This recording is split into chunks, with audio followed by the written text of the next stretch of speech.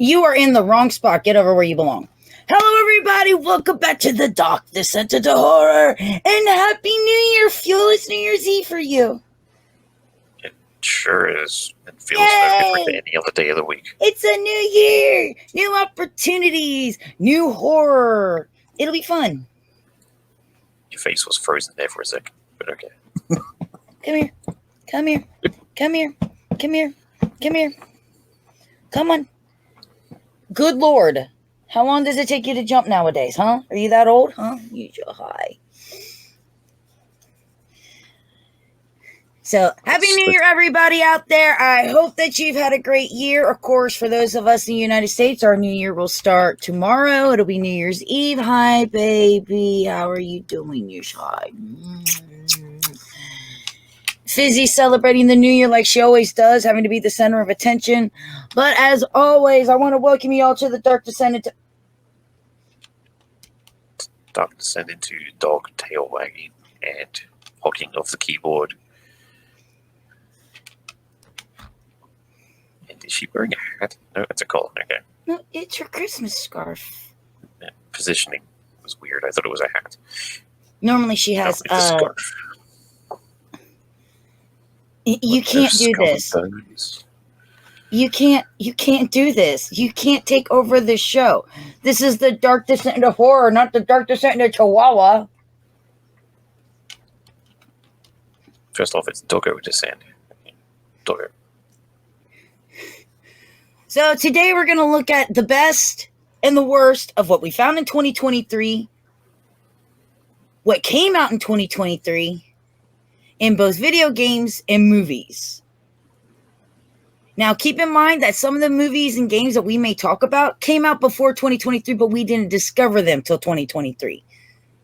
It's our year of 2023. So we'll see how that goes. Right? No? Question mark. Maybe. So I say let's start off with movies, because movies are fun. Movies are a form of entertainment. Oh my God, could somebody please save me? Anybody. Pretty sure it's all entertainment, but you know. Fizzy, that's my energy drink. No.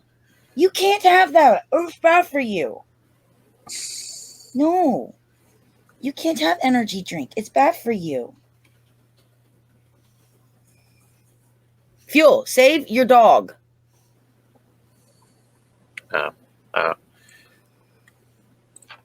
You mean like this? Yes, thank you.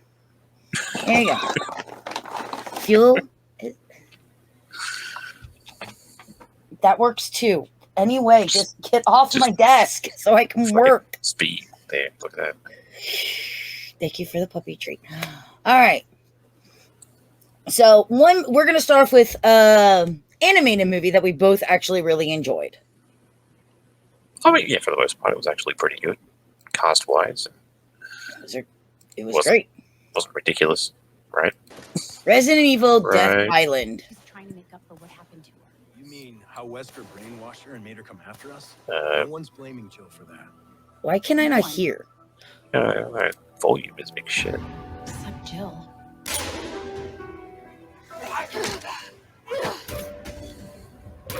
Dr. Taylor? Yes, we need him in custody ASAP. I checked the DNA we got from a bite wound on an orca carcass. It had a Anyway, so Resident Evil Death Island was, in my opinion, absolutely fantastic. They all visited Alcatraz recently. I thought it was entertaining. It was nice to see almost all of our favorite characters back together. Oh yeah, is that the one?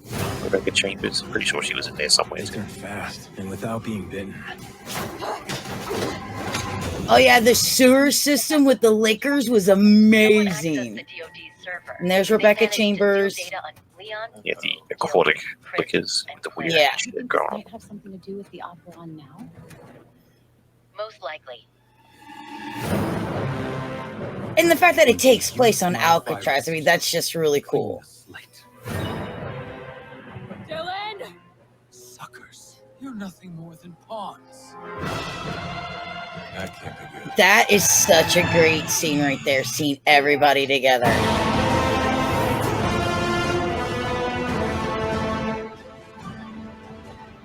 It was zombie shark. But it was interesting. I thought it was very well. The voice cast was on par. It kept up with the lore. The characters were right on spot. It was entertaining. CG still kept to a high standard like all their other animated movies. So yeah, the Resident Evil animated stuff is definitely the way to go.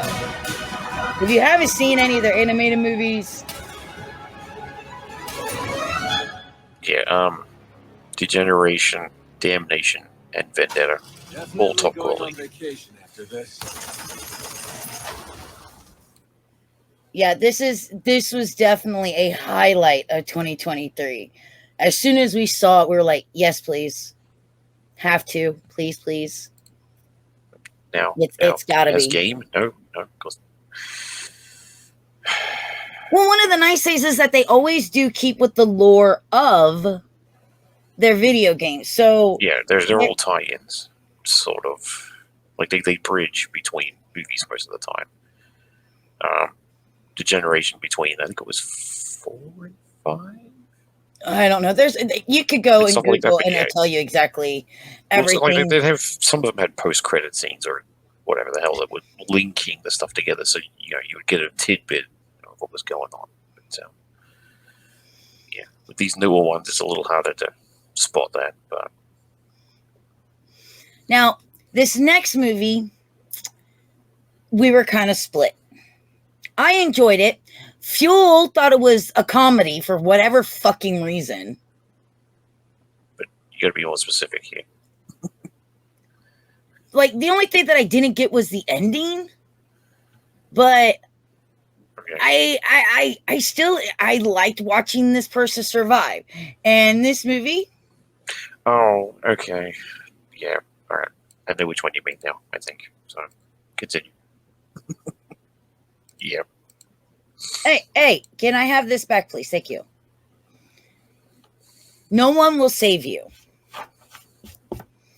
Now, every time a serious moment happened between her and the aliens, Fuel thought it was hilarious. It's because it was.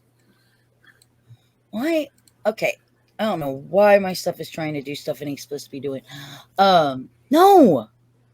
She gets knocked out by a door.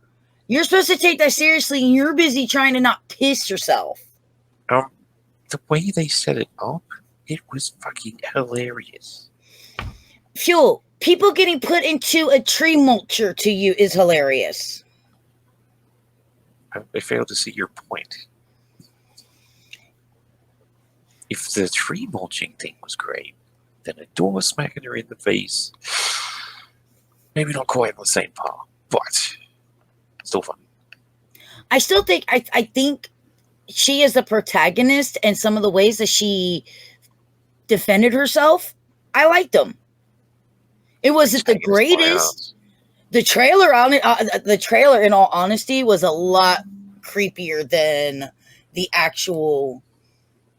Yeah, by the time you actually got that scene, you already knew what was going on. It didn't sort of. Yeah.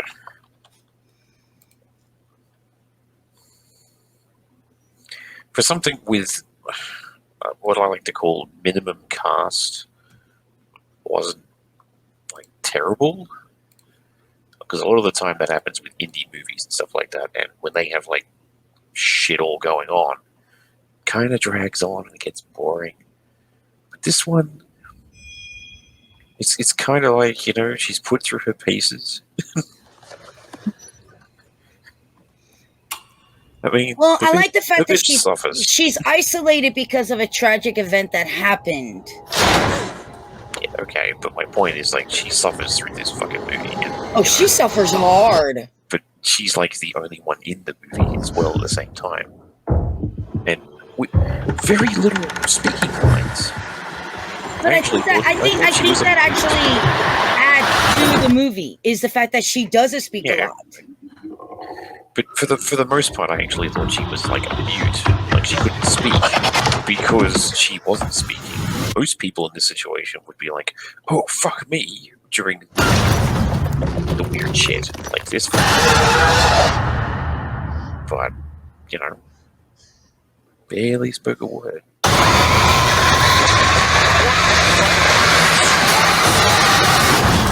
You see, she lives alone. There's no one that lives with her. She's pretty much isolated from the town because of a accident. You know, I live alone, so I don't go. I may talk to Fizzy and Savick, but if those two didn't live in my house, I probably wouldn't be talking to anybody. So I can kind of relate to the fact that no, she's not going to be like, oh, fuck, blah, blah, blah, blah, blah. She's not talking to herself. She's internally talking to herself. But I always found it stupid when people are just walking around talking to themselves like, oh, this is great. This is a dark forest. I'm going to get fucking. Seriously? How about you shut your fucking mouth? Keep that internally. That's not even what I meant. She doesn't even speak to the townspeople. Right? Because There's they phone won't calls going on in the movie. She never speaks on the phone. Okay? That's what I was saying. I actually thought she could not speak. And that would have actually added something to her because it would have made it harder for her to actually engage with all the other people that were around to try and ask for help. You know, when shit starts going down, that could have been a thing. Well, remember when She could have been an outsider because she was different in that way, you know. But yeah, but remember when she finally did go to talk to somebody for help, she got ostracized because of the incident that happens in the past. I'm trying not to spoil anything. Well, she didn't really go for help. That was like a thing. But in either case, it was like I just. So she decides to get out of town. Then everything goes, and then by the time she realizes it, everybody's taken. I just felt that if she had the disability, that might have added a little something to her character.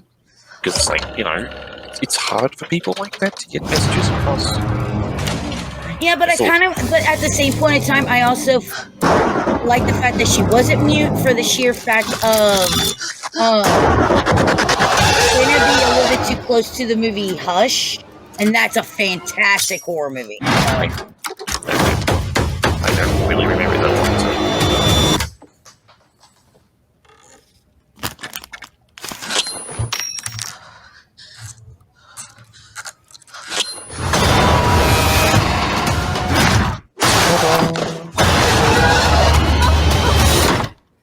I just hear you laughing.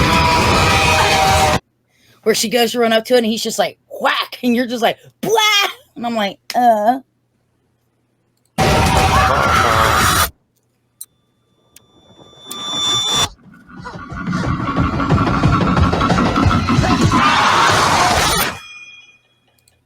But I thought it was a very entertaining movie. For what it was, like I said, with minimal cast, you usually can't get away with a movie like that with just one person. It's very hard for that to be entertaining. Which means she did an incredible job acting. Like, you felt her plight. You really did. Like, well, I'm fucked. It's like, I'm going to leave this place, boss fucking goes to shit. Seriously. And you get the whole, okay, I really shouldn't spoil it, so I'm not going to do that. Yeah, don't. But yeah, that was pretty funny. It's not funny. Now, yes, it was. I think we both agreed that we watched a movie this year that came out in 2018. The remake of Pet Sematary. Ah, yes. The remake of Pet Sematary was... I kind of feel it had a lot of things that were better than the original myself. And we did talk about this with the Stephen King trope. Right. We talked a little bit about this, but now we can really focus on the fact that I loved it. The changes I think they made to it for the ending that they went with.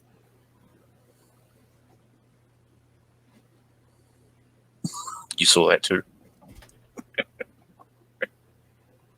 Hold on. Okay. That's my chocolate. No. Jesus Christ. Apparently not anymore. She is just being so bad today. But I thought I love the remake. I actually rewatched it again because I just really enjoyed it. The changes that they made, I feel, make a little bit more sense. I would say the only thing that was bad is that because I watched the trailer, I knew the one huge change. But other than that, I enjoyed it. It was entertaining. It was scary. There were some cliches in there that I was used to, but they changed it up just enough to where it caught me off guard. The ending, bam. Not entirely sure that John Lithgow pulled off the character the old guy played because I don't know, he was kind of funny in the original. Yeah. Sometimes dead is better, man. You can't go Yeah, down that road and fight. you really can't take Herman Munster out of that. He will always be iconic for that. Sometimes dead is better. He had that southern drawl that John Lithgow just couldn't pull off. Yeah. But in all honesty, though, I still think it was really well acted. There was a lot of stuff explained better in the remake that they didn't do in the first one, where things just came out of nowhere. Like, oh, well, this was in the book, so let's quickly throw it in there. I thought it was absolutely fantastic. But then they had to go. Yeah. In this year. They went in this direction with prequel. And they made a prequel. Pet Sematary Bloodlines. This movie sucks. Mm-hmm. This movie sucks. It doesn't tie into the original. It doesn't tie into the book. It doesn't even really tie into the remake. They may have added a few things, but they really fuck up the whole backstory of Jed and his dog, and like that whole thing's gone. And I was really looking forward to, so with Pet Sematary Bloodlines, it's supposed to be that story that you hear in the first Pet Sematary about him talking about how his dog came back and how the one neighbor, his son came home from war and they had to bury him and he came back, and it didn't follow the story that he tells in either of the movies. His dog isn't even in it. What was it, Spot or Spud? I'm trying to remember which Spot. one. Yeah, because I think there was actually a in the original one where it starts off in the cemetery, you actually see a grave marker. I'm pretty sure with Spot's name on it, but I can't remember if he said that one was his or someone else's. Because it looks like a child wrote the shit on there, so it could have been anyone.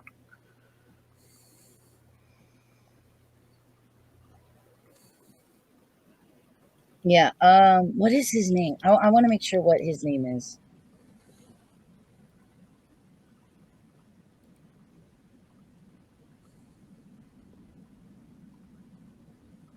I can't remember. I think it was. Yeah, doesn't really matter. He was a good boy, and like his dad. I think his dog got wrapped up in some barbed wire or something. And so he died. His dad taught him about the pet cemetery and put his dog into the pet cemetery. And He never came back the same, you know. And then I think he like bit his mom or something like that. And that's when they had to put him down permanently. And that's why he was like, well, he just didn't want Ellie to feel the same way about church. And so that's why he shows them the pet cemetery. But they just rewrote everything with this. It was not well acted. It was not well performed. It ruins the complete lore of the pet cemetery. It goes off the rails from the books, the movies, even the remake. I think they add a few little things like the skinwalkers and stuff like that, which they really focus on in the remake, which is in the book, which you don't even. There was only one thing in it that actually but sort of made an appearance, and that was the swamp. They kind of just pulled just the tiniest little hair to make it look like it's an actual prequel to the remake, but it really isn't. It is like the only thing interesting in this prequel is the settlers and how they find the town. Other than that, there is nothing good about this movie, in my opinion. It's not scary. The kills are just bleh. No. Yeah, I don't even think I found it funny. I can't remember. You It's didn't. that bad. If it's not funny, it's not horror. If it's not funny, it's not horror. Cute. That's not true, because we watched a horror movie and it wasn't funny, and you enjoyed it. Lies, and you know it. I think it was a dark, stormy night on a boat. Oh yeah, that was hilarious. You didn't laugh. I didn't have to. It's called internal visualization. The Last Voyage of Demeter. Yeah, this I completely forgot about this until someone over here reminded me of it when I was looking through the list, and yeah, that was an interesting. What was it, like 2.5 hours worth or something? Of those. It was quite a long movie, but Yeah, considering the location and what was going on, it did take you a bit of time, but in all Liam honesty, though, Cunningham, it kept you interested to where you didn't realize it was that long. If it wasn't for the fact that I had to get up and pee, I don't think I would have realized it was that long of a movie. The only thing I didn't really appreciate that was one of the surviving characters. It didn't really sit well with me, but the movie as a whole was fucking brilliant. For something that's basically just sort of written about in past tense, I think in the original Bram Stoker's book or whatever, it was a voyage. This happened. The crew is dead. It's whatever. And it's like, but what really happened? And then 2.5 hours later. I also think it has I think it also has one of the best death scenes of this year. I was actually going to say it has one of the best versions of Dracula. One of the best versions of Dracula out there. But I would say one of the best death scenes. He's literally a half-breed fucking bad creature, and it's very well put together.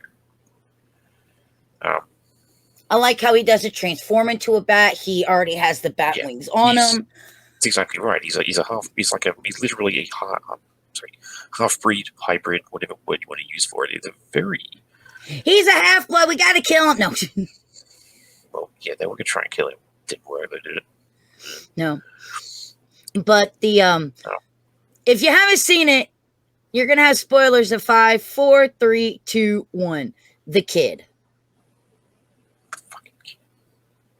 One, there's a horror movie trope that a lot of horror movies refuse to do, and that's kill the kid. And because they do take liberties on these things, I honestly thought it would have been the kid that survived to tell the story, to tell the tale, because obviously you got to have a kid to tell the tale for the story to be, you have to have somebody that survived to tell the tale. Yeah, and also it's usually one that no one will believe, so the kid makes sense. So when the kid died, and then that scene where they're getting ready to float him off of the boat, and he's like, oh, he moved, blah, blah, blah. And that horrific when the sun hits him. Oh my God. I think that's one of the best deaths of 2023.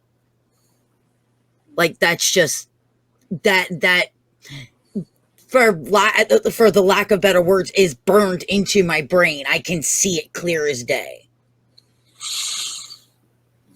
Because not only did they kill a kid once in the movie, they killed him twice in the movie. Seems off for some Chinese barbecue. Jesus. But if you have the time, pop yourself some popcorn, sit back, and because there are some really nice suspenseful moments. And I think it was very well edited, very well acted. Great movie. I enjoyed it thoroughly. I was going to say, yeah, anything you see with Liam Cunningham in it, always good. Love the man.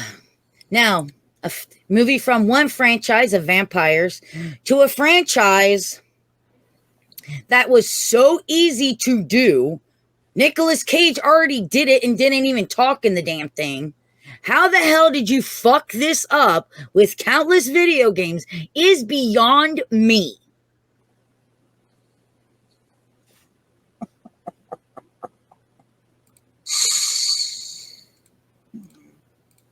Five Nights at Freddy's.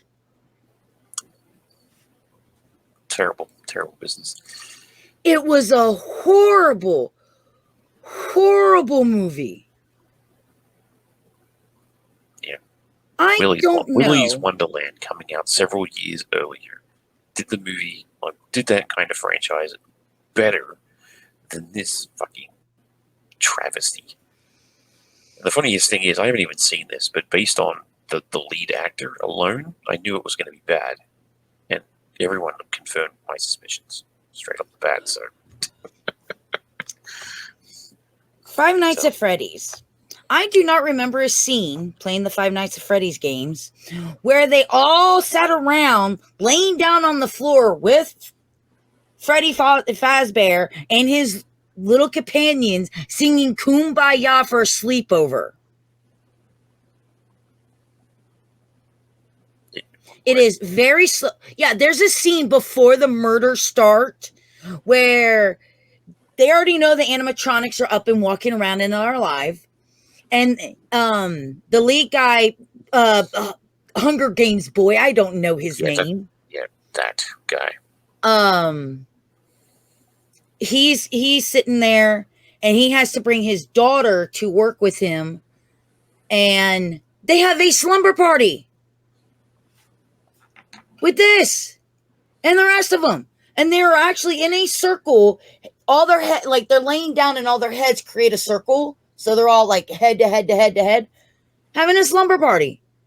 Next thing you have is let's kill them all, and you're like, well, there was a tonal shift that has no explanation whatsoever. There is one scene in this entire movie. Because first, almost everybody is killed off screen. Oh, yeah, that's fucking terrible. Like, the group is literally systematically just murdered off screen. It is, what the fuck? The only reason to see this movie, and if you could just find the clip, watch the clip. There's a character called Max, and she actually has the only cool death scene in the entire fucking movie. She's actually drawn into the mouth of one of the animatronics, and it closes its jaws on her, biting her clean in half. Huh. That's it. That is the only fucking reason to see this stupid movie. The only one. That's pretty dumb. The funny thing is, people I know actually support this movie. When I told them Willy's Wonderland was the better one, they're like, no, it's a joke. And I'm like, are you fucking serious? Willy Wonderland is fantastic. Clearly do not understand the point of the movie. And Willy's Wonderland is fucking awesome. I mean, it didn't need the teenagers in it. They were just there for cannon fodder. But, Cage just made the movie all by himself. Then again, I mean, so far, I did the same thing for the fucking franchise. When just as a whole with games, the Five Nights at Freddy's things, they bored me to tears. But the concept of animatronic killing machines was interesting. So what happened? I ended up finding a game called Case Animatronics. That is literally the same thing, but in a cop shop. Mm-hmm. Way better game. You can actually interact in that one. Then look what happens. They make a movie based on the same kind of shit. It does better than the actual movie based on their franchise. Suck it. Good. Well, since you mentioned the word franchise, let's continue with the franchise. Alrighty then. This one started the phenomenon of torture porn. Okay. With a simple little thing and one of the greatest taglines ever. I like to play a game. Oh, fuck me. Now, shut up. Saw X. Was terrible. I thought so too. Mm-hmm. I rewatched it. And I've grown to appreciate it. Okay. I appreciate actually learning a little bit about John's past. I like seeing John and Amanda interact while she's still loyal to him and seeing that bond that they have. I really do appreciate that. And those two are great together. Yeah, it's just too bad it's a bit late for that, but yes. Where it bothers me a little bit is it's John and his whole, I don't murder anybody. I try to help them. No, you're a murderer. I don't give a fuck what you do. You tied them to that thing. It killed them. You did that. You murdered them. No, don't ride your high horse on me. But it's really hard to be pissed off at him in this movie. And I think that's where my problem came in. Like, I'm rooting for him in this movie, and I should not be rooting for this motherfucker in this movie. Like, that's my only problem. I'm rooting for him in every movie. It's my only real problem. Because in all honesty, okay, again, spoilers in 5, 4, 3, 2, 1, spoilers. He's killing bad guys. Actual bad guys. How am I not supposed to root for him? You do. Have you ever actually watched all of the Saw movies before? Enough. Yeah, enough is how many?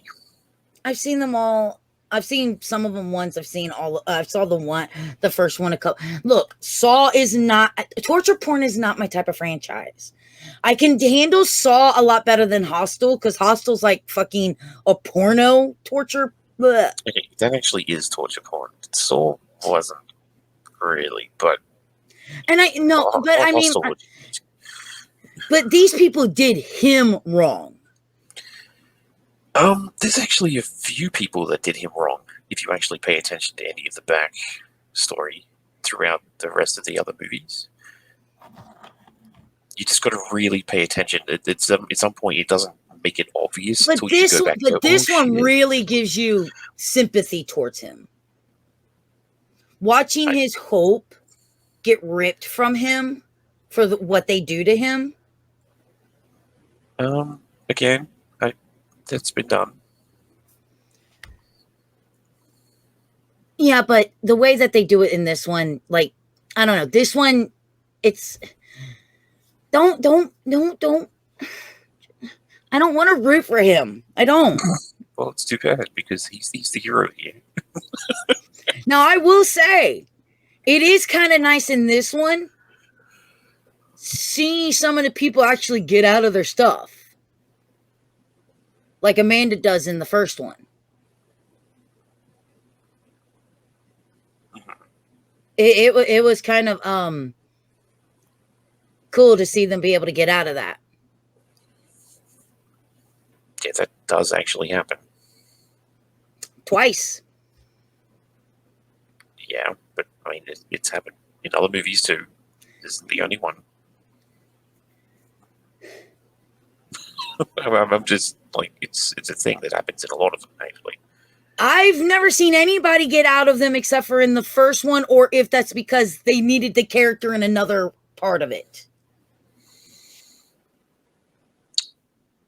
Well, actually, because Amanda was brought back in another part of it, that makes her not count then, does it? See. Shut up. Regardless, I actually have grown an appreciation of this movie. It still bothers me that I'm rooting for John in the movie. Oh, come on. John and Amanda were the only two good characters in that movie. And the only reason they were even brought back in the first place is because they don't know what the hell to do with the series anymore. Because it died after the final movie. The final chapter was it. They didn't need to do any more. Or if they were going to, they should have taken it in a completely different direction. To trying to shoehorn stuff into the past. When people start doing that, it's like, no, this didn't happen. But they try to fix it, so it did. And it still doesn't work. They've done that at least twice now. I don't know what happened with Spiral, but because I haven't seen that. I won't. I don't care for Spiral. I'm just saying, like, I like the first Spiral, one. I like the Sword, first one. I like the second one, and I've grown an appreciation for this one. And the rest of them can just go suck it. No, good for you.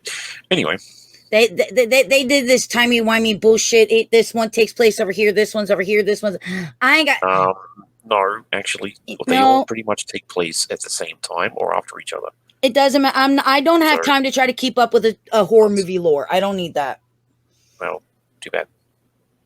But I thought it was interesting watching, what is it? Tobin Bell and, what is her name? Shawnee Smith. Shawnee Smith. I thought they worked off of each other really well. The lady who played the main villain, I thought she was despicable beyond belief. So I hated her. But I'll tell you what, I kind of enjoyed I liked some of these traps. Some of them, it was just really sad because they were there, man. They did it and they missed it by that much. And you're just like, oh, man. It kind of sucks.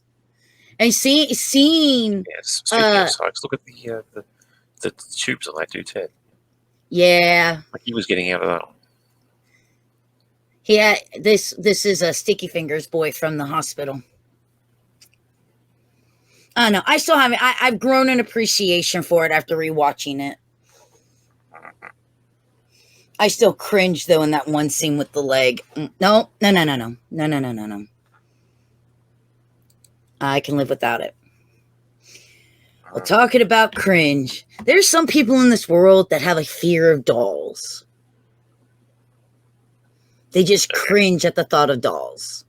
And earlier this year, we got a brand new doll to play with. The ever lovable Megan. And say what you want. At this point, that Megan dance scene is etched into everybody's brain. Except mine, because I forgot about it. The fact that this doll had a TikTok challenge. A TikTok challenge. Okay. And if you didn't know, it does have a sequel coming out. Now, this is the funniest horror movie I saw this year.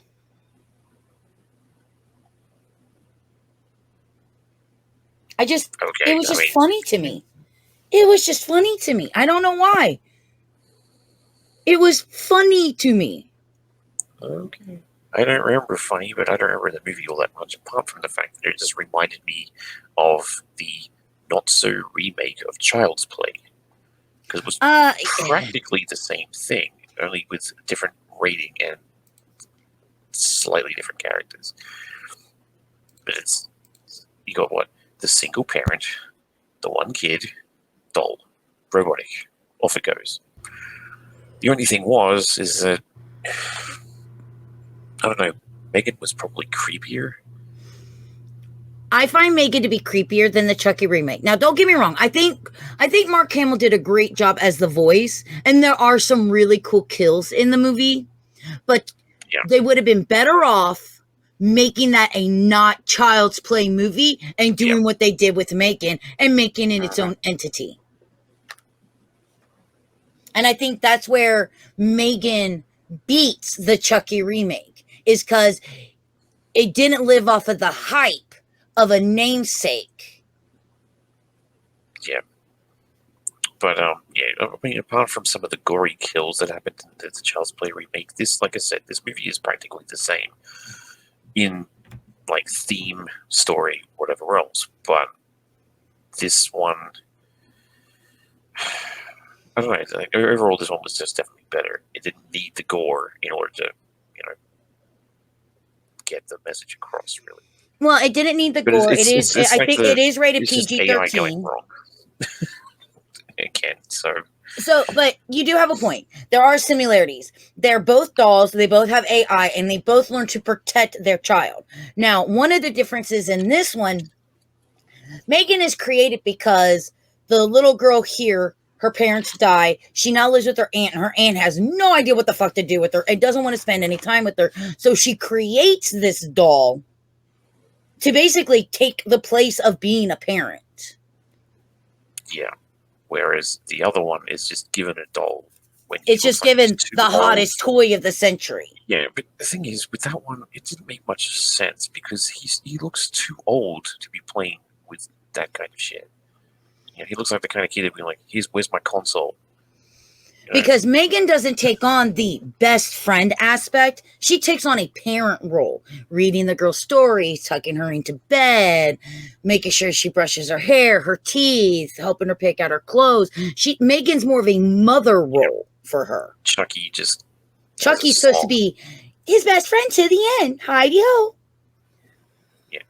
He has and at the same time, he was created because some guy in a factory decided to be pissed because he got fired. Yeah. Wow. It's like... Yeah. The original story of transmitting his soul. Yeah, but... Give me the power, I beg of you! Yeah, but that was cheesy. Okay, it's a different era. But the thing with this is, okay, if you've ever seen the Simpsons ripoff of this thing, was The Clown Without Pity and Treehouse of Horror Part 3, basically... it's the same thing as that. Oh, look, someone switched this doll to evil. Like, it has a setting. And it's like, this is what happens. Guy in the factory just turns it to make the AI evil. That's it. That's the explanation. And it's fucking stupid. Stupid. Right? Yeah. The fact that it can control all of those products that are connected up to it, it's not Skynet. So... it didn't really need to do that. It's like fucking, what's that thing called? Siri or Alexa? Mm-hmm. Those stupid things that connect up to your Google accounts and fucking whatever stupid crap. It's like, yeah, it was completely unnecessary. But yeah, his character in that was just, it wasn't a thing. He didn't grow or do anything particular. You know, creep factor was like whatever. But with this one, it's literally learning to murder other people because they're in the way. Yeah. Like I said, it was a good concept of what they were trying to do, but I think they really hit the mark. Much like that other franchise, the one without the name attached did better. How did I not get that picture? Hold on. Well, there is a franchise that does no wrong. It's fantastic. We all love it. I hear a butt coming. Oh, there's no but. No. It is an absolute fantastic. I just don't know why it skipped the picture that I wanted. But that's okay, because I can fix that.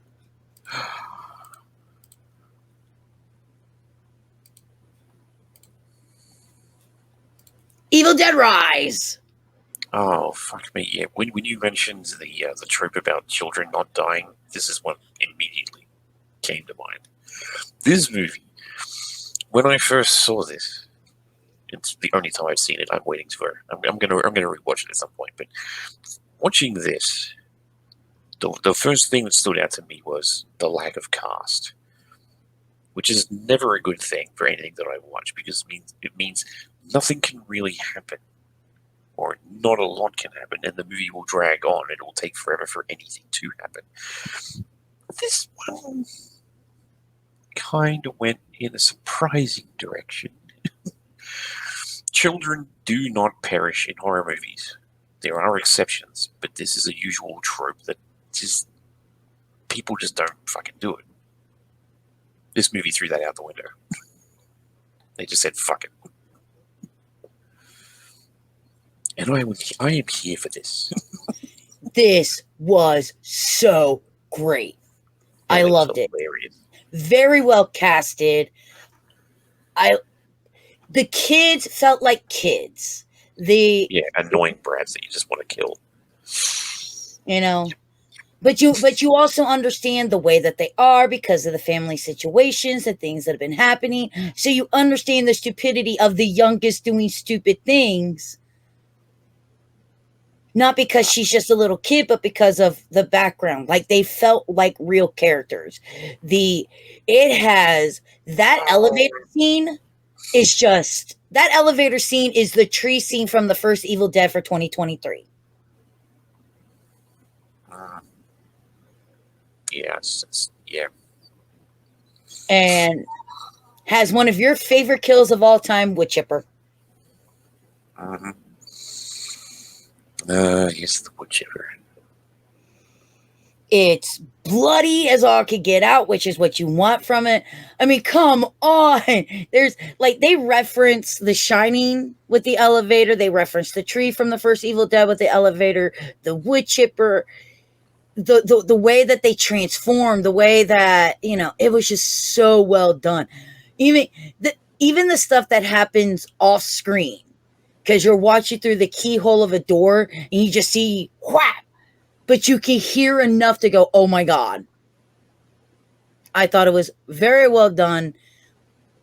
And I love the Evil Dead franchise. I do. I even the remake that's not a remake because Ash Williams shows up at the end saying groovy or whatever.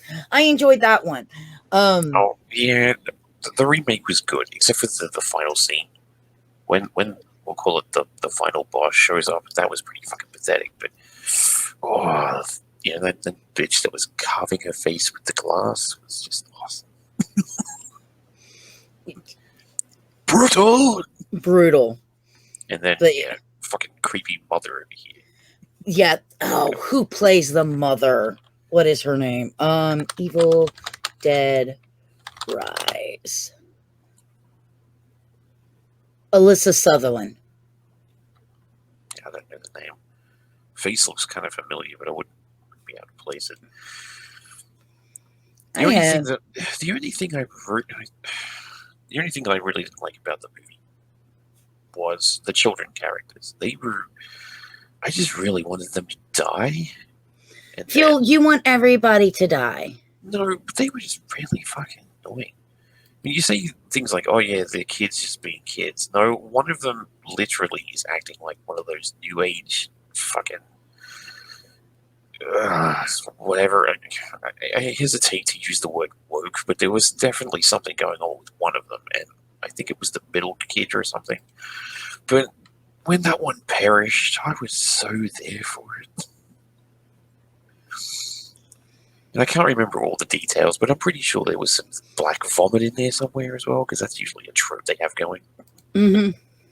That's always fun. But yeah. I don't know. I mean, it's Evil Dead. You can't go wrong with it. Well, you could. You just need to have it make sense and have some really brutal situations. And at the same time, it's got to have some humor. It's got to have humor. It's got to be dark. It's got to be bloody. And I think Evil Dead Rise gave us everything and a little bit more in that. Of course, when the hell are people going to stop opening up fucking books covered in people's fucking skin? Jesus, stop it. Hey, this book has teeth on it. Let's open it. How about no? Oh, this book has barbed wire and human skin on it. Let's open it. How about no? Maybe, it's at points like this that you'd think that somebody would have just because people are too stupid to not open the book, that they might just put a note on the front that says, don't open the fucking book. Somebody would still open it. Yeah, I know. And then I'd be doing this thing again, except for this time, if a book tells you not to open it, then don't open it. How about no? Seriously, if I was in a horror movie, what weapon do I want? I want a ruler. I want a ruler as my weapon. So I go around and go, no. The answer is no. Stop it. Don't touch the book. Don't read the script. Don't play the record. Don't read things in Latin. Don't read them out loud. First off, don't yell who's there. What you need is a metal rule. Okay? You get one of those things happening because they're kind of flexible and they don't break when you hit them. I don't care. Any ruler will do. If you hit them with the side of it, it can cut. Hell, give me a super long one of those slap bracelets because those things hurt as a kid. Hey, I got a slap bracelet. Ah, oh, God Yeah, I'm damn going it. to stick with the other thing. Take an arm off with it. Just no, Yeah. stop it. Get some help. Yeah, get some help to open the book. Good job. Get some help. Do it as a group. Have a seance. I don't think that you've seen this. Now, I've seen this, but I also know that you absolutely love and adore horror the way I do, and I got to see this year. I don't know when it actually came out. I know that it was a 2022 film, but I don't know if you've seen this or not. Well, but I found it this year, so I didn't want to do that, so I'm adding it to the list because I found it this year. Project Wolf Hunting.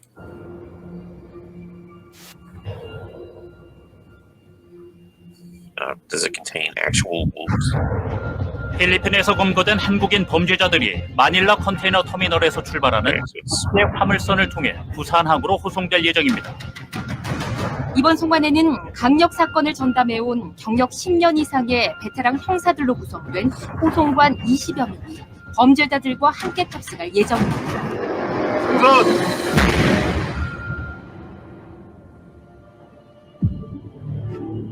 여기 we CCTV도 find this. 우리들이 잔대가리 굴려서 빠져나가봤자 배 아니다. 필리핀발 범죄자 호송선 프론티어 타이탄의 모든 보안맥 관제 업무를 우리 팀이 전담합니다. 존스를 회사를 뭐야. Yeah. Because y'all know I love my Korean films. No, yeah, the Koreans It are going shows. on right now. They do. 통신이 다 끊겼어. 하기 전부터 기름칠한 것 Which 같아요. reminds me, when we're done with this, I could mention. Hold on, I can't hear you. Say that again. There's a series on Netflix. You want to have a look at it. You can actually still get it. Japanese, though, not Korean, but still. 한일만 하고 가시면 됩니다. 내가 얘기했지. 튀어봤자 배 아니라고. 튀긴 누가 튄다 그래. 입에 내가 가지게. 씨발아.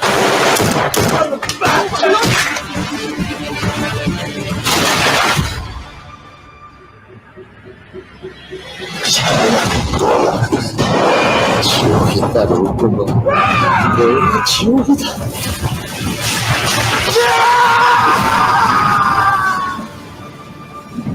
Not gonna lie, that explained nothing. But okay, people died.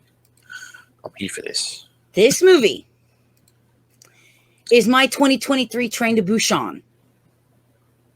I have nothing bad to say about this movie whatsoever. I loved it. Okay, And cool. if you haven't seen it, you need to see it. Where did you find it? I will re-find it. I will find it because it'll be highlighted purple on my Google search, and we will watch it together. Okay, because I was going to say, I don't remember finding that on Netflix with the rest of the Korean stuff, so yeah. But then again, they don't have Train to Busan either. I think that's on Amazon. Yeah, they took Train to Busan off like about a year and a half ago or something like that, which Speaking really of sucked. which, Didn't you say the new season? But didn't you say, since we're doing horror anyway, and even though it's not a movie, it's a TV show. Season 2 of Sweet Home on Netflix is coming out this year. Season 1 was better, but season 2 isn't bad. It just drags on a little bit, but it kind of changes the tone a little. Whereas, you know, if you looked at the first season in terms of a movie, I would say that it would be the original, not the remake, but the original Dawn of the Dead. Pretty much how it all plans out, where everyone's all trapped inside the thing, but at the end they're like, "Oh, we're going to escape!" But they actually make it out. And then season 2 is a bit more like The Walking Dead, but better because The Walking Dead sucked ass over time. Over time, yeah. Yeah, you take it away like after maybe season 3 or 4, and that's it. You don't really need any more than that. It's terrible. I mean, there's literally no point to The Walking Dead even being in the show at that point. You might as well just go. It's just Civil War 3.0 or something. But you mentioned Train to Busan. Now, that actually has an animated sequel or a prequel. I'm trying to remember. I haven't watched it as yet, but I remember hearing about it, seeing a trailer. But I'll have to find it. Well, Train to Busan is one of those movies that no matter how many times I watch it, that opening scene with the girl, the very first transformation still gets me every time. People need to go over to Korea and they need to learn how to do horror properly because these guys have it down to a T. They're fantastic. Yeah. Well, I was going to say, the Japanese and the Koreans. Koreans have got a lot more going for them at this point. And I appreciate. They do a lot of their stuff is in the vein of how I see any Japanese anime manga. Like there's always, the tropes are very much the same, which I appreciate because I've got that many of those in the cupboard. It's not funny, but yeah, the fact that they're doing a lot more of the horror stuff, they're doing a lot more sci-fi stuff, mainly the horror though. Of course, I'm there for that. But yeah, their horror is really good. It's top-notch stuff, and even with their CG looking terrible in some places, the acting is there, the story is there, the set pieces are there. Right? It's all really good. Hell, even the dubs that they're doing for them aren't terrible either. But you know, they have a lower budget than Western shows, and they are doing better than Western shows. They don't have any of the. They do have political messaging in there, but that's because of the region that they're in. They have that as well. It's just not the global. Right. Bullshit. And the thing is you're starting to see just like Japan and their horror with Ringu and Ringu, yeah, and The Grudge. The Grudge. What's that one called? Fuck, I can't remember what that one's called in Japanese, but I actually found the original of both of those. I own them both. Yeah, I found them somewhere. It's like Junyon, isn't it? Like Juyon or something like that. Yeah, something like that. It's on that one. I think that one's on Netflix, and Ringu is on Stan. I think one and two are on Stan. I gotta get around to watching them at some point. House is phenomenal. House. Gojira and Shingojiwa. There's a lot of. I think Dark Water is a remake. Obviously, The Grudge. Pulse. Obviously, The Ring. Pulse is a remake. I want to see the original Pulse. The remake had a really terrible ending. But the concept of what was going on in that was actually pretty good until they went, oh, now we're fine. It's like, what? You ruined it for me. And then you make terrible sequels. But they have really great horror movies, and we saw America try and Americanize them, and some of them were okay. Some of them were okay, but the remake of The Ring was okay. It wasn't great, but it was okay. But yeah, the originals are always better. The originals are much better.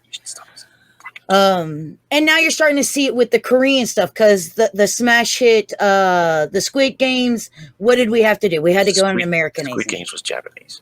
Is that Japanese? Well, we Americanized that. Now you're going to see them. You're eventually going to see them Americanize the Korean stuff real quickly. Hell, I guarantee you. There's Americanized British shows that are terrible, but everyone knows them because they're Americanized. So it's like, ugh. The Office. Okay. Everybody talks about The Office. Yes, that was British. I can't stand the American version. The British version is so much better. Yeah, no one talks about it because they don't know. Well, then they're stupid.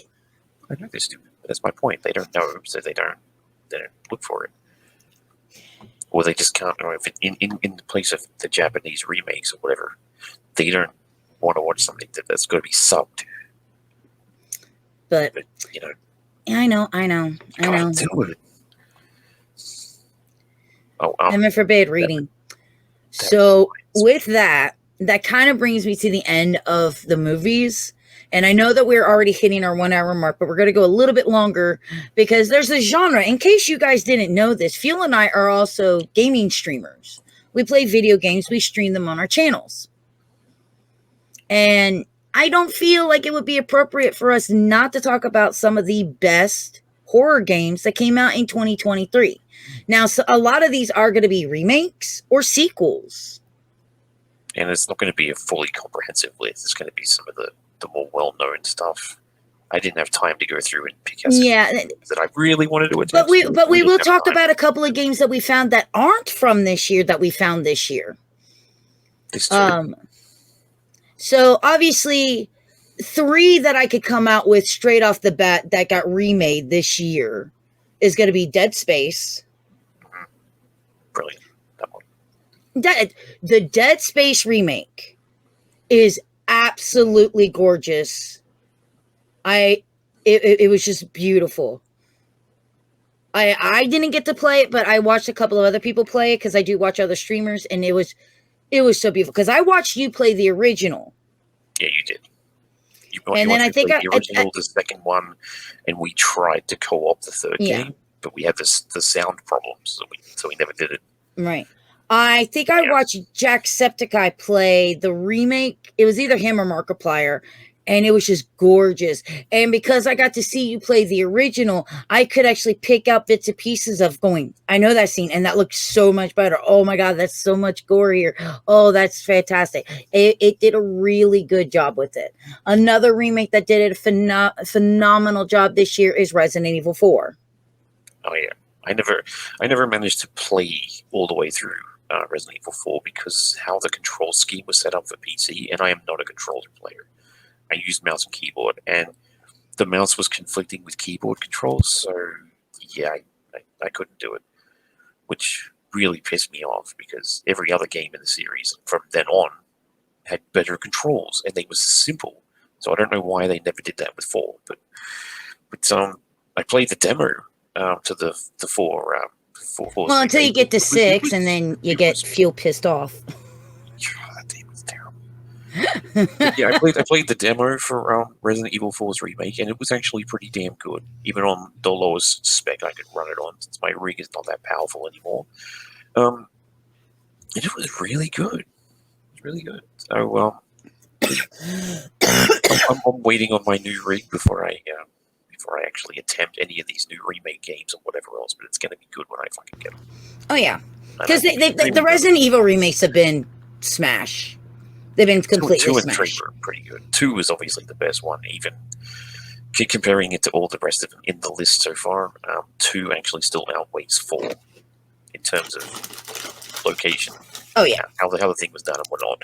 But 4 was pretty good. 3 was a bit short, but it was still pretty good. 5 is funny when you don't tell your partner that there's a giant spider boss, and you're just like, "Oh, is this the part with the spider boss?" Excuse what? Oh, are you going to put the clip on? Because that would be cool. No, because I don't have it. But yes, the Resident Evil 5 was pretty good, and then 6 was terrible. 7 and 8 were 7 was fucking really good, and then 8 was a little weird, but it was good. But yeah, but since we're talking about this year, 4 the remake was pretty good from what I've seen. And I hear people bitching that certain things are missing from it, from the original. Like, no, I don't give a fuck. Don't care. And the game looks fucking awesome. So, can't really complain. Another game that got a remake, and you played this recently. Well, recently-ish. Layers of Fear. Oh, yeah. I played the original Layers of Fear recently. But the remake is, I think it's done with the Unreal 5 engine, and my rig has trouble keeping up with that. But yeah, which I figured. With the remake of Layers of Fear, it also came with Layers of Fear 2, the expansion to 1, and there was some extra stuff that they added to the original game to make it longer. Either more lore, story content, whatever, something added to it. But it's a lengthier, longer game than the original version of it, anyway, from what I hear. And the people behind it, Bloober Team, apart from their Blair Witch Project game, I haven't found any of them to be bad. So, all of their other horror games so far have been pretty good, and they're going to be taking on the Silent Hill 2 remake. Well, not going to be, they already are. So hopefully when that one comes out, we can do a review on that one too. Now, a game that you and I once you get your rig up and running, want to get our hands on Sons of the Forest. Yes, I have Sons of the Forest, but yeah, running that thing's going to be a chore at this point. I got to watch this guy named Insum play it. Oh, dude, I want my hands on it. It looks so good, and I love seeing more of the lore to this island and things that are going on. And if you haven't played the Forest, get on it, and then go play the Sons of the Forest, because you're not going to be disappointed. It is a survival game, but you can still eat cannibals, so that's what's important. Oh, good shit. Because I was going to say, if that was missing from my my menu, then I got issues. Phil, you have issues anyway, dear. I mean, you are an issue. Let's just put it that way. No, I mean, I've got issues with the game if I can't eat the cannibals.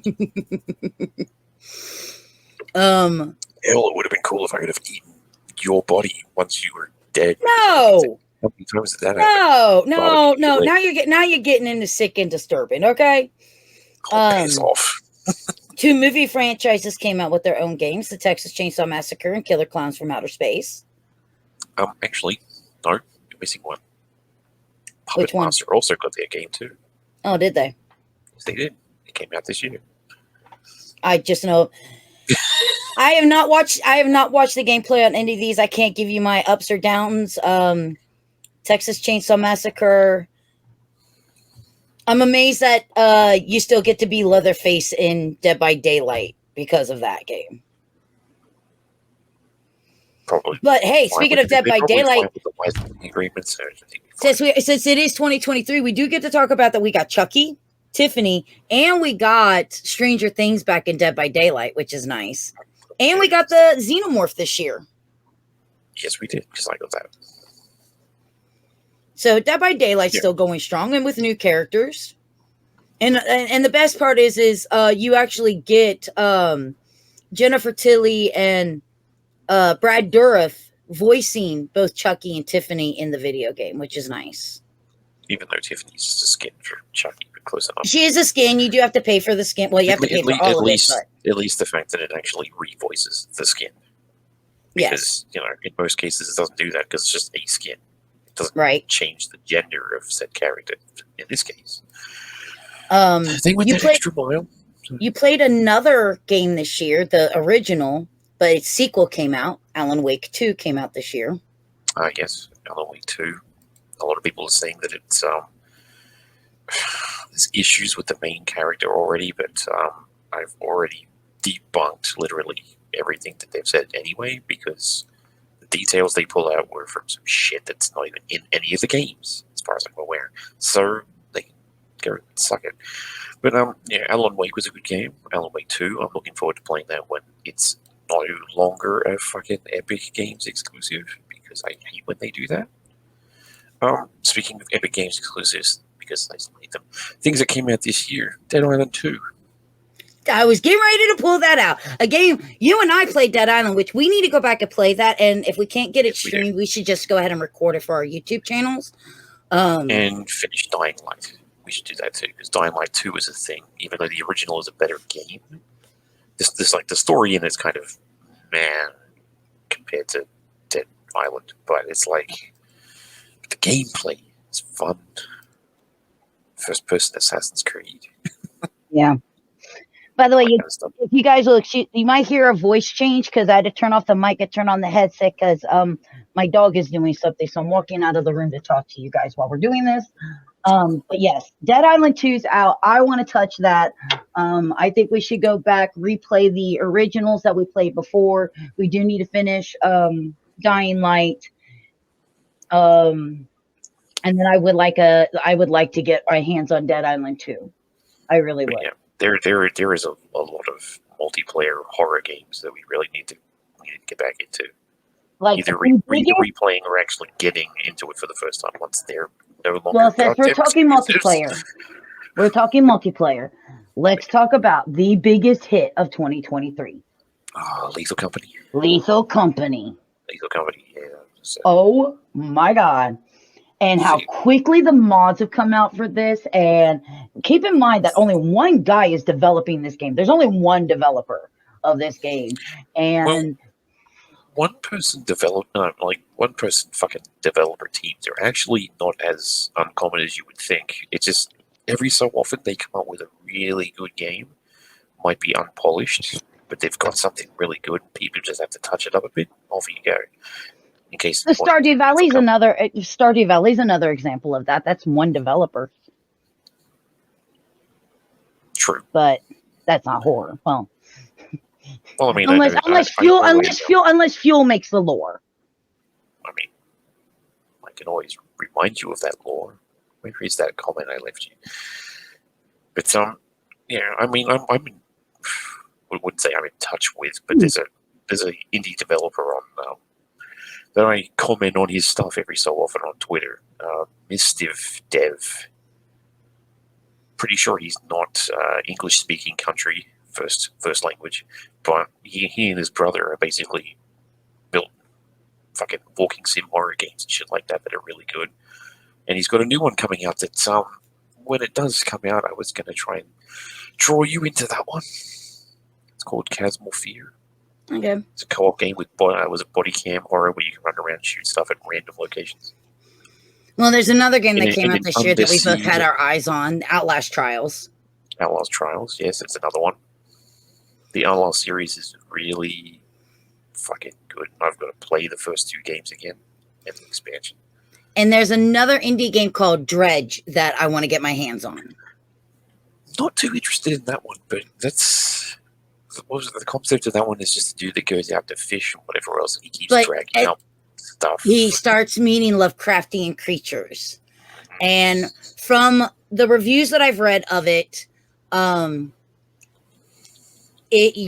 things that start happening are very unexpected, and it takes a twist that you're not expecting. So that's why it intrigues me. Plus Lovecraftian, so yeah, I mean, not everything Lovecraftian is great. Not the way that they've done it, but sometimes you get some good ones in there. My Friendly Neighborhood was another game that I wanted to get my hands on. Hasn't that got a sequel, or is that something? No, I'm thinking of Hello Neighbor. That's what I'm thinking. That's Hello Neighbor. Yeah. My Friendly Neighborhood is another survival game. And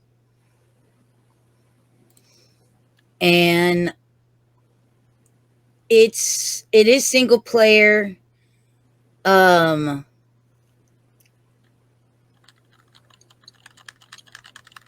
You gotta fight people that have kind of been zombified, I guess.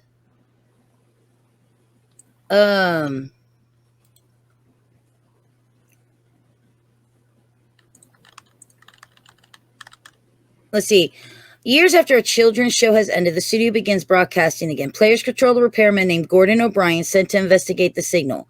When now sentient puppets from the show attempt to hunt down and kill Gordon, players must evade or defeat them while solving puzzles. Defeat puppets revive when players re-enter a room unless Gordon's limited supply of duct tape is used to permanently incapacitate puppets. Gordon can find and use several improvised weapons, such as a shotgun-like weapon that shoots letters of the alphabet. Limited amount of power-ups can be found, including items that allow players to have save their progress of the game. It is played from a first-person perspective. The game features multiple endings based on the player's actions, such as choosing to help puppets with their problems rather than killing them.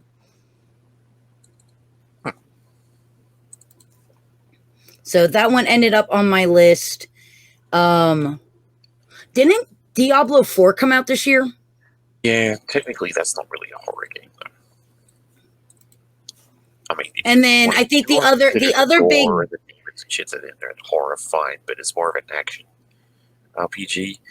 But there is something. And I think the other big one was Lies of P that came out. Lies of P is a Souls-like, not really a horror game, take on Pinocchio. The story of Pinocchio, basically. So it's all like, steam-powered. It's like Victorian era steampunk kind of stuff. It's not too bad. Well, some people claim some people say Souls is a horror type based game. But yeah, I would say the big winner of games this year has to be Lethal Company. Everybody who can play it plays it. Yeah, whether it's or in a simple game. It's like when Phasmophobia came out. Which Phasmophobia has done well this year too. They even introduced for the Christmas event Snowball Gun. Yeah, but my point is like it's simplistic in its design. Graphics aren't too high. It's something very, very subtle, and then stupid things can happen in it. So things freak people out. People laugh their asses off. It's a thing. It's entertaining, and it's entertaining to watch. It's entertaining to play. I can see why it's the breakout game of the year.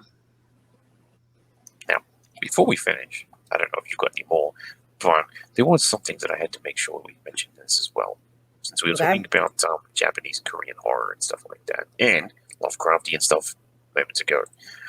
World of Horror. Basically, it's a we'll say it's a, what do you call it? Pixelated graphics, psychological turn-based horror game that basically looks like a one of those visual novel type things, but it's in the style of a Japanese manga. So anyone who was a fan of the horror manga artist Junji Ito and Lovecraftian horror in general, this one got its full release this year. I think it was back in October. Back in October. And fucking funny stuff to look at. It's very brutal and contains a lot of sort of hardcore scenes. So, not for the faint of heart.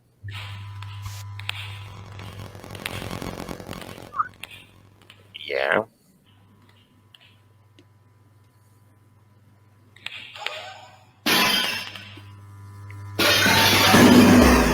I'm out.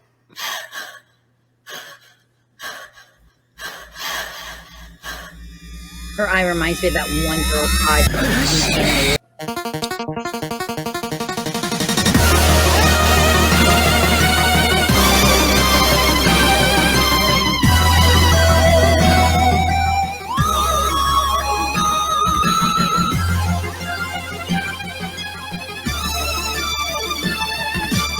What the?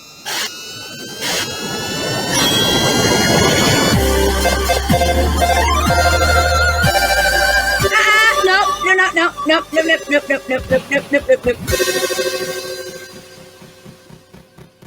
Like I said, for a pixelated manga-esque looking game, it is very full on with its themes.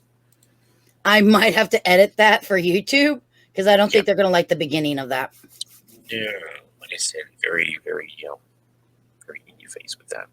But that one's been in like early access for a while, and I was kind of like on the fence about it. But recently, with its full release, I was like, that might actually be cool to fuck around with. But, Yeah, it got released on October 19th. Yeah, mainly because I am a fan of Junji Ito's work. Not that I have seen many of his mangas. I do have a copy of the book Ermina, Hellstar Ermina. That was a very good book. A lot of his horror is either Lovecraftian in nature, or you get the usual Japanese myths and stuff like that. And he does a fucking damn good job of it. And Netflix has actually adapted some of his works into a series. I'm trying to remember what that was called and whether or not that actually came out this year. There was a collection of his stories a couple of years back, and I have it on Blu-ray, but I think it was either this year or last year they brought out like another season of stuff under a different name anyway. But it's a pretty freaky stuff in it too. I recommend highly.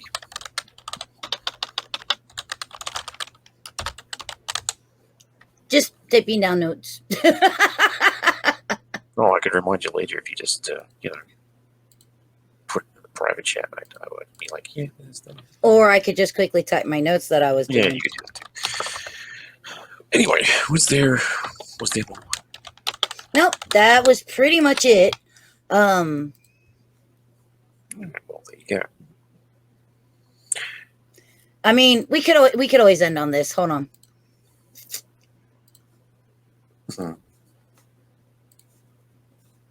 The company. The company is hiring. You'll have your very own ship. I think it's Planet Brown. Your job? Collect worthless garbage to return to the company desk. It's easy. Until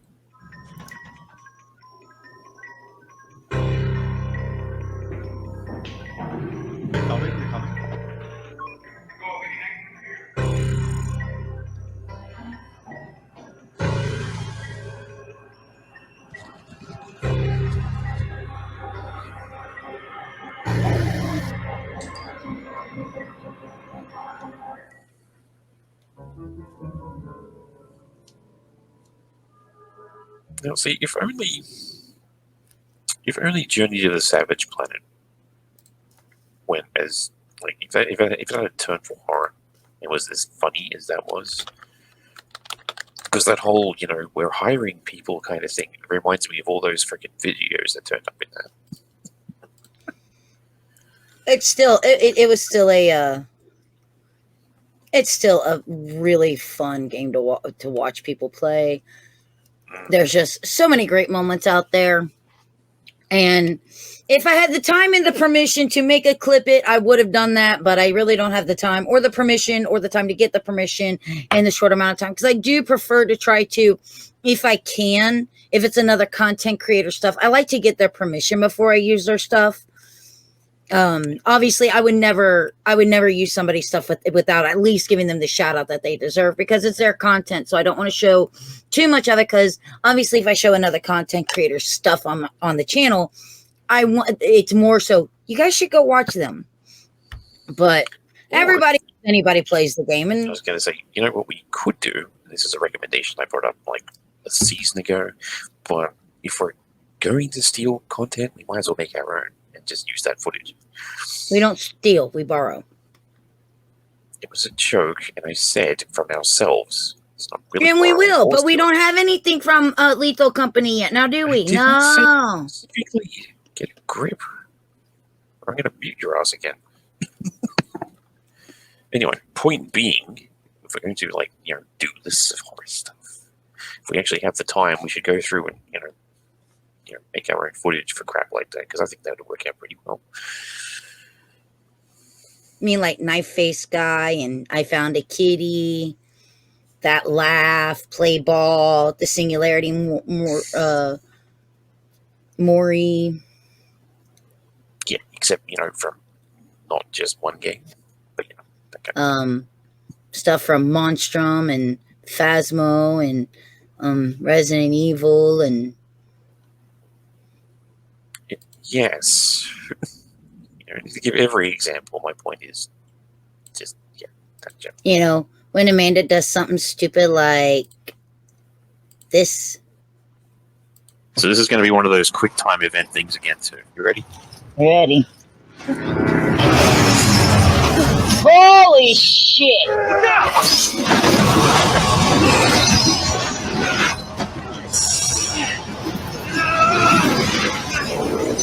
Press the button, Amanda.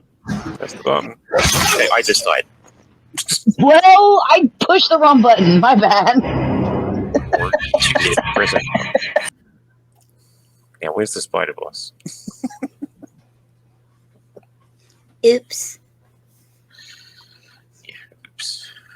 There's a collage of the... I said my bad, so it makes it okay. No.